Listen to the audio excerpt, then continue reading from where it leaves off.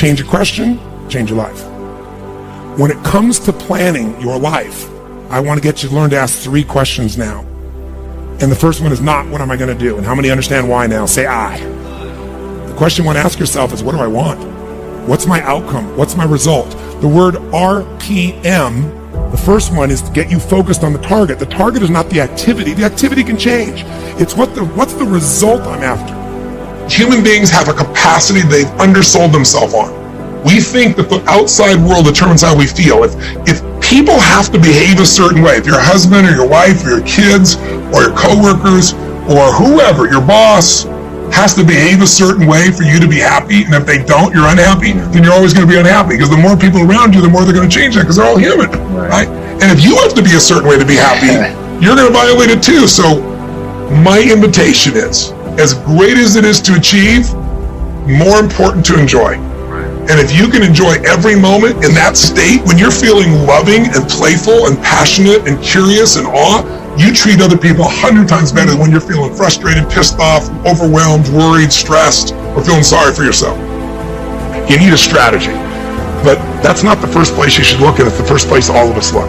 It's our inherent thing. You want to lose weight? Well, how do I do it? I want to grow my business? How do I do it? It's instinctive. We've been trained to think that way. But the problem is the how-to is usually not that complex. Because strategy is wonderful. I'm a strategist. I spent my whole life figuring out strategies. We both know a strategy could save you a decade, right? In business, strategy could save you, it could make the difference between success and failure. But most people have strategies available, or they could get them, or you could create them. But the problem is you got a story. And your story is why it isn't working. And the story is, I've tried what? Everything. If you tried everything, you'd be fit. There's always a story. And what I tell people is, if you can just divorce the story of your limitation and marry the truth of your unlimited capacity, then the whole game changes. Really learning to train yourself to be in an ideal state where the best of you comes out for yourself, for your family, for your mission, for your world, for your coworkers. To me, that's one of the most important decisions in life to make. You ask me, all the people I've met, all the things I've seen, what creates a magnificent life? Everybody has goals and dreams that are different. Whatever is right for people is what I want them for themselves. I don't want them to be like me or you or anybody else. I want them to have their dream. But to have it, you need 2 skills. You need, number 1, to have the science of achievement. It's a science. You have to know how to take your vision and make it real. If you know exactly what it is you really want, what you desire, what you're really after, clarity is power. The more clear you are on specifically what you want, the faster your brain can get you there. Did you achieve the outcome? Yeah, when you're that general, you think you're not getting your goal, you are. The way you language your goal, the way you think about it, you're receiving it. All right, so first of all, I just want to talk about the notion of doing hard things. So doing hard things is critically important in terms of earning self-respect, building those calluses on your mind, as David Goggins calls them, to have the ability to stick with something when it gets difficult. It is such an incredibly powerful skill set, and the only way you're going to get it is if you do hard things. Now, I want to be clear that I don't love cold showers. I hate cold showers. Cold showers never got easier. In fact, I would say over time it really began to chip away at my soul. So I did cold showers every day for 1 year and 3 months. I'd promised myself I would do it for a month. So in ending up doing it for 15 months, I was pretty stoked. Now I don't do cold showers anymore, and I'll go back and explain the process I was using when I was doing cold showers. Now what I'm doing is water submersion, so cold water submersion. That I find is way more powerful. It is much more difficult, but in a weird way, it's more enjoyable. So when I was doing the cold showers, it went like this. I would get in, stand, bucket naked, dry shower, and just will myself to crank that on, because there was nothing worse than standing dry knowing that cold water is going to hit you. That was by far the worst, is that anticipation of like, do you stop and take a couple breaths? Do you just get in there and crank it on like without hesitation? It was so powerful to have to face that down day after day after day. It really was pretty incredible. So that made it more difficult. I did not find it hard if I was taking a warm shower. So Wim Hof, the Iceman, recommends that you do a warm shower like normal, but then you end on, he suggests to start with 30 seconds, you end cold. I actually didn't find that hard. And so because that wasn't hard, I wanted to do it the hardest way possible by starting just dry and going straight for the cold. So that was how I did it the whole time. I would, though, end on warm most of the time. Every now and then, if it was a hot day or something, I might do cold, warm, cold. It just depended. So there is something about a entirely cold shower that's quite powerful, but I found it very difficult to warm up after. And so that can slow the rhythm of a day down, and I just didn't want to give that much time to it. Okay, so I do that for 15 months. I end up growing this resentment towards my shower. I didn't like the way that felt. I wanted to get back to actually enjoying my shower. And I thought, I have always had a lingering notion in my mind that it would be far better on a physiological level to get the response that you're looking for at a cellular level from true submersion.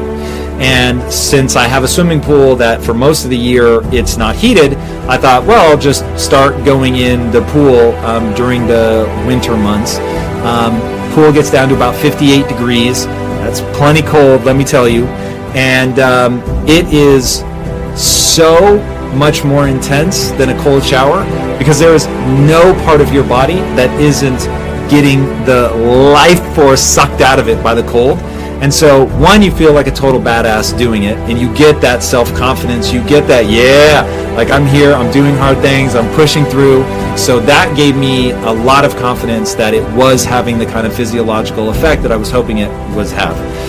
So if you can do submersion, I highly recommend it. I would stay in the pool water again. It was about 58 degrees. I would stay in that. The longest I did was 22 minutes, excuse me. And by the time I got out, I was moving so slowly, and my teeth, I was so afraid I was going to bite my tongue because my teeth were chattering so hard. And so I thought, okay, that's a little too extreme. So I started backing it off.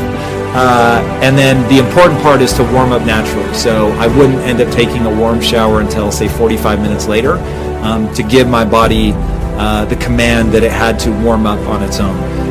That was, I think, more powerful than the cold shower. So now I'm more focused on submersion.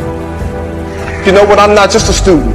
You know what I'm saying? That just happened to me in this grade. I'm not just here at the school. I'm here for a reason. You know what I'm saying? And you got to tell yourself, man, I feel like I've been pushed down in the dirt. I feel like people have been stomping on me. I feel like stuff has been raining on me. But you didn't realize this, my young friends. You was just a seed. So you got to tell yourself, no. I haven't been pushed down in the dirt, and I haven't been stomped on. I've been planted, and I've been placed in this pot for a reason. And we are at this arena here to be able to have a conversation to say, what does it look like to go to that next level? And so I need you all to do the same thing. When you leave here, if you feel like you're in a weird place, if you feel stuck, if you feel like, you know what, I just feel like I need some help, you get the help you need.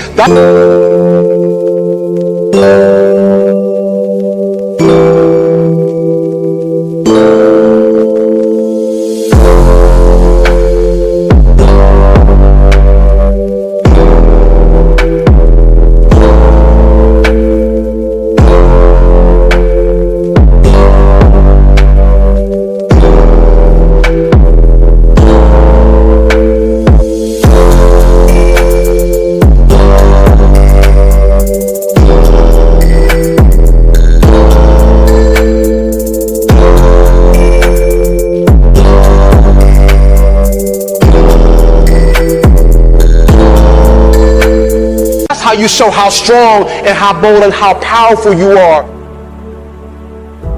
The fighter jet mentality is that someone who is just determined, relentlessly obsessed in achieving an outcome in the face of all adversity. I've always had this relentless mentality, and if you say I can't do something, if I fail, if I mess up, it just motivates me even more. I just become even more hungry. At some point, you got to be tired of not being number one. You have to accept what you're not. You have to, and people don't want to do that. That's the only way you can fix it. You have to accept it first before you can go on the journey. As you elevate your aim, you create a judge at the same time. The new ideal, which is an ideal you, becomes a judge because it's above you, right? And then you're terrified of it, maybe. Who they want to be, they act like they are, but they're not because they haven't fixed all this stuff yet. You got to fix this first before we can start our journey in life. Get rid of everything about yourself that isn't perfect.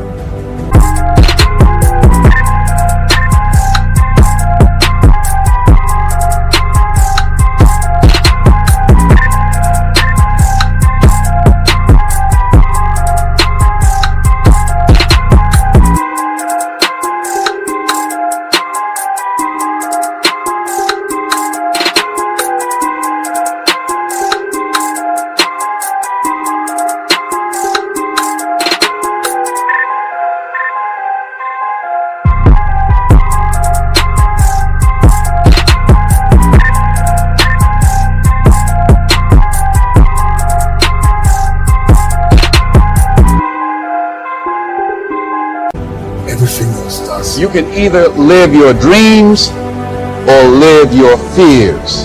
And I think the majority of people actually are not living their dreams, but are living their fears. Fear is driving society because that's the only way you can control a society. If you focus on your fear, fear will become your reality. I want to ask you a question. What are your fears? What are you afraid of? What are you scared of? Because we all have fears, don't we? We all suffer from fear.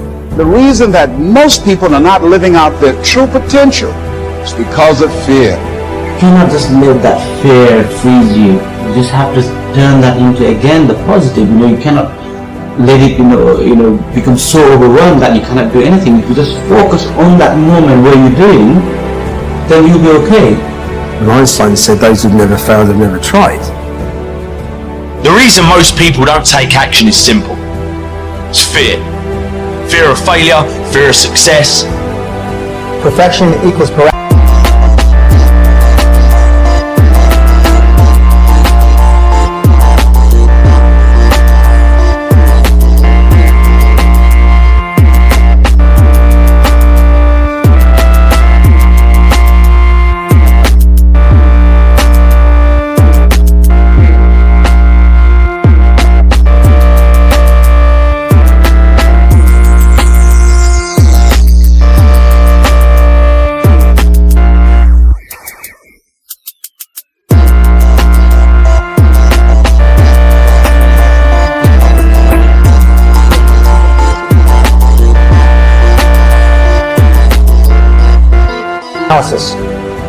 In my experience, things hardly ever go perfectly, even if you want it to.